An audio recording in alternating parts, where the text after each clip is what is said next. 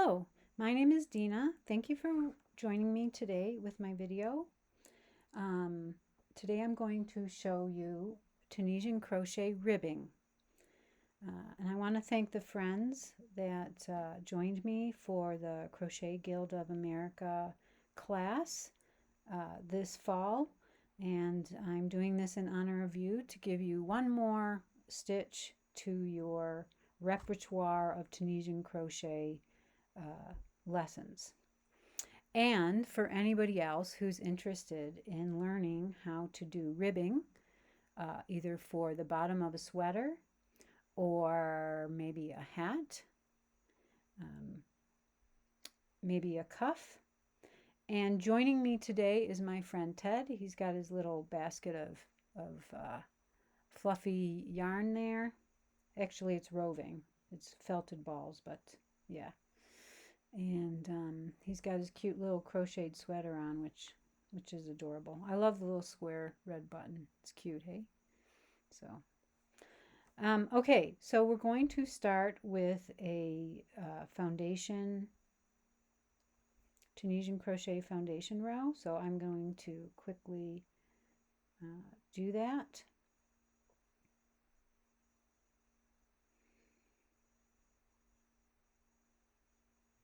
As quickly as I can. This yarn is a little bit unforgiving because it seems to be splitting a bit. And those of you who might be crocheters or knitters understand when the yarn splits, it can be frustrating. Slows you down a little bit. So I'm going to do the chain one, and I'm going to go through 2 loops till I get to the end, which will leave me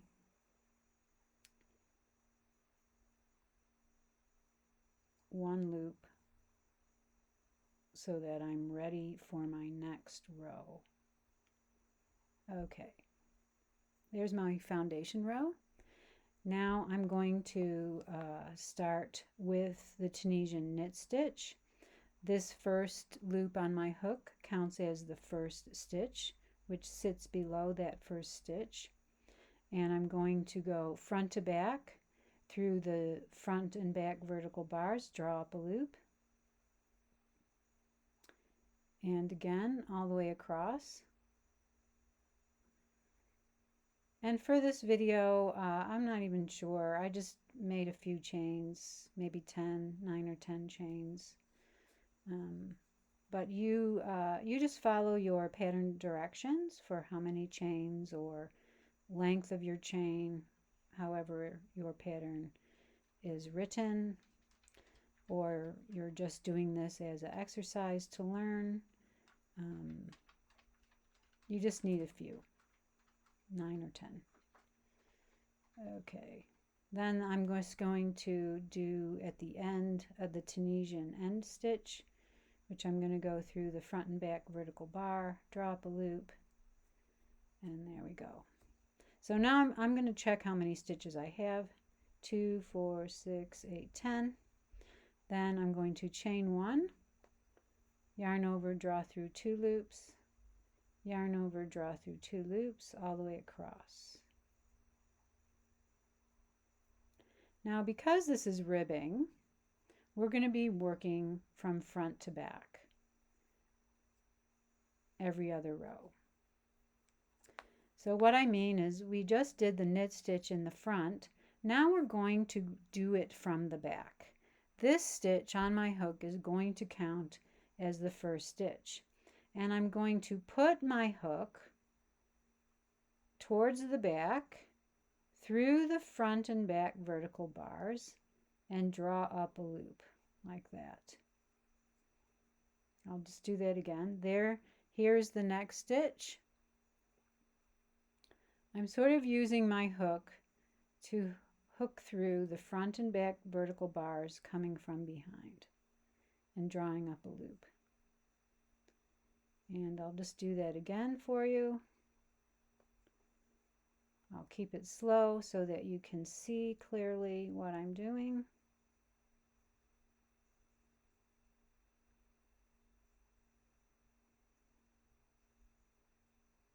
Whoops, I lost that one. You didn't see that, did you? Nope.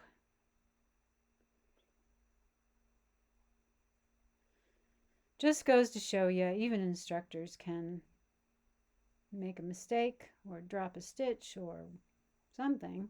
Not perfect. But we keep trying, and that's the important thing. Okay, last one. And now I'm going to finish off with the Tunisian end stitch. I'm sort of going to push that yarn towards the back, put it through the front and back vertical bar. It's a bit tight, so I'm struggling just a tiny wee bit. And this is that cotton yarn. It's a bit unforgiving, really. 2, 4, 6, 8, 10. I'm correct. So now I'm going to chain 1, then yarn over, draw through 2 loops all the way to the end. So now I've worked the Tunisian knit stitch at the front and at the back. So one row worked in the front, one row worked towards the back. So now I'm going to work from the front again. So this counts as my first stitch. So my second stitch is going to be made in that front and back vertical bar. Draw up a loop. Between the front and back vertical bar, draw up a loop. Sure, I think I need a drink of water. I don't have one handy. That's okay. I can wait. I'm just yanking my yarn to get some length. Front and back vertical bar, draw up a loop.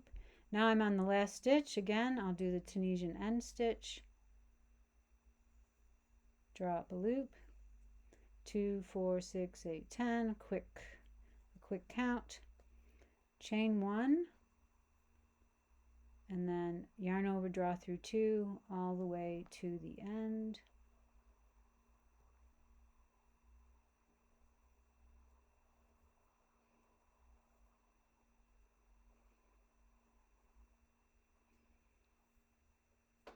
And I've got 1 stitch left. Now I'm just going to do one more of working from the back, and then I'll give you a quick look at the work, the swatch. So from the back, I'm going to go through the front and back vertical bar and draw up a loop. Front and back vertical bar, draw up a loop. Oops, lost that one. Front and back vertical bar, draw up a loop. And again. And again. And again. Until I get to the end. Now, it seems to me that I might need to go up a hook with this yarn, but I'm not going to change it now in the middle of my demonstration. So I'm going to chain, oh, let me count, 2, 4, 6, 8, 10. Okay, chain 1, yarn over, draw through 2 loops, and again, until I get to the end. Okay, there we go. And so as you can see, it's starting to look a bit like ribbing, and it has a lot of stretch. Well, these 4 rows don't have too much stretch, and that's what the back looks like. Looks a bit like the front, but if you continue on, you will notice that it does have quite a bit of stretch to it. And then you can complete your whatever project you're making that with. Thank you for joining me today, and I hope you have a great day. Enjoy.